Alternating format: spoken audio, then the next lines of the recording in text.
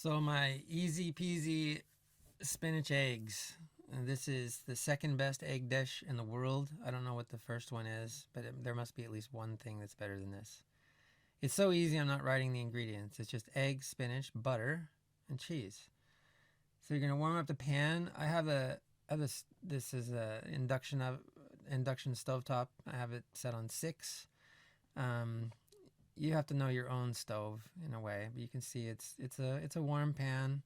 I'm just gonna melt up the butter. Probably wouldn't have been a good idea to have the butter in a couple of pieces instead of one big chunk. It would have melted a little quicker, a little more evenly, but no biggie.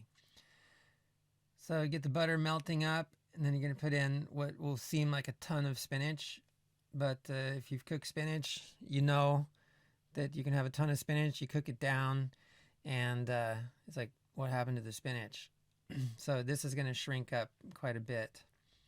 So once you get it kind of distributed in the pan there, and I'm just trying to get the butter around, come with the eggs. Now I make a mistake here. The eggs should have been both cracked into a glass, so you put them at the same time. That little delay between those two eggs will make it so the one cooks more than the other one.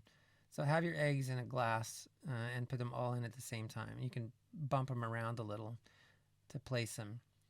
So then you come in with a bit of cheese. Now I don't put cheese on top of the egg yolk, the yellow part, because it just helps that yolk that sticks up to cook more evenly with the rest. If you cover it in cheese, it doesn't do that, and it also makes it harder to see to see that things are getting done. So then you put the top on. Now I crank it up to 7. You're going to have some toast ready, which I do not butter because there's so much butter in it already you don't need. Every once in a while you have to check. There, it was obviously not done. Another check. Now we're getting there, I'd say, and I just do that with my finger to see that the white part is like cooking up.